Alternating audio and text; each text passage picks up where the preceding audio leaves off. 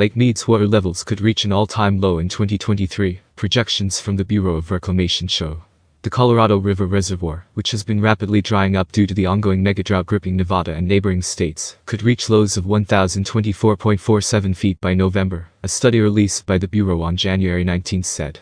Lake Mead's water levels have risen slightly from 1,042.97 feet at the beginning of December to 1,045.80 feet as of January 19. This is due to recent heavy rainfall and winter storms that swept across Nevada and the neighboring states. But the recent projections show it will take a lot more than rainfall to change the dire outlook for the lake. Elizabeth Cabell, an associate professor of political science at the University of Nevada, Reno, said. This is a Colorado River problem, what I call a system problem, and we'd be remiss to think of it otherwise. Lake Mead is mainly filled by releases from an upstream reservoir called Lake Powell, which captures runoff in the upper Colorado River basin. These reservoirs were built to store water in wet years in order to mitigate occasional drought. However, due to a combination of prolonged drought over the last 2 decades, increasing aridification from climate change, and a set of historical laws that has promoted overuse of Colorado River water in the lower basin, both reservoirs are at their lowest levels since being constructed.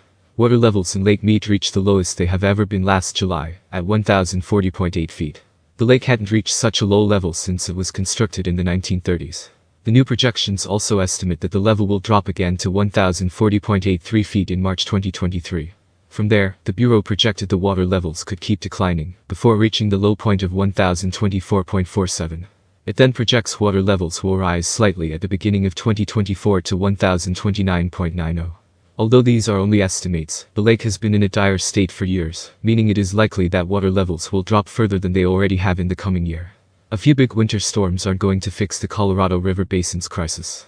Aridification has led to low soil moisture and reduced runoff, efficiency meaning that even if we get big storms, less of it becomes runoff in the river. Even a few early wet years probably wouldn't refill the reservoirs, given how low they are, and how temperatures continue to rise, causing more evapotranspiration, Cabell said.